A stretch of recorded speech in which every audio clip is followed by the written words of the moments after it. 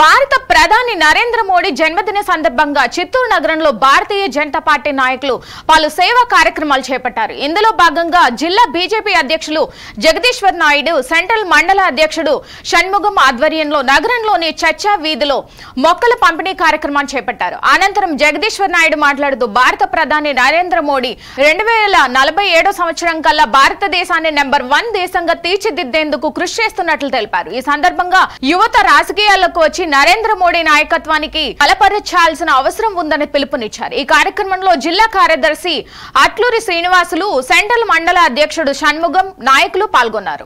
ఏర్పాటు చేయడం జరిగింది. ఈరోజు నరేంద్ర మోడీ గారి 74వ జయంతి సందర్భంగా ఏదైతే మోడీ గారు ఆదేశించారో కేకులు కట్ చేయడం కానీ, టపాసులు కాల్చడం కానీ ఇలాంటి కార్యక్రమాలు చేయకుండా సేవా కార్యక్రమాలు చేయమని చెప్పి వారు ఆదేశించడం జరిగింది.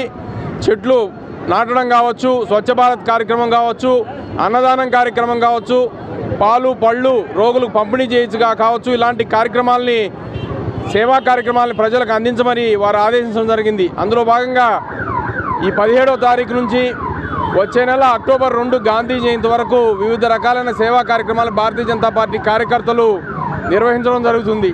అందులో భాగంగా ఈరోజు చిత్తూరు సెంట్రల్ మండలంలో మండలాధ్యక్షుడు షణ్ముగం గారి ఆధ్వర్యంలో చెట్ల పంపిణీ కార్యక్రమాన్ని ఇక్కడ చేపడుతున్నాం.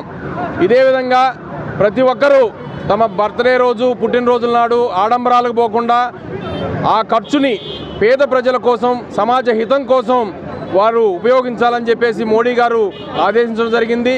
అదే ఆదేశంతో ఈరోజు భారతీయ జనతా పార్టీ కార్యకర్తలందరూ కూడా సేవాభావంతో జిల్లా వ్యాప్తంగా కూడా అనేక రకాలైన సేవా కార్యక్రమాలను ఈరోజు మొదలుపెట్టడం జరిగింది. అన్నదానం చేయడం అంటే, అదేవిధంగా రోగులకు పాలు పండ్లు పంపిణీ చేయడం.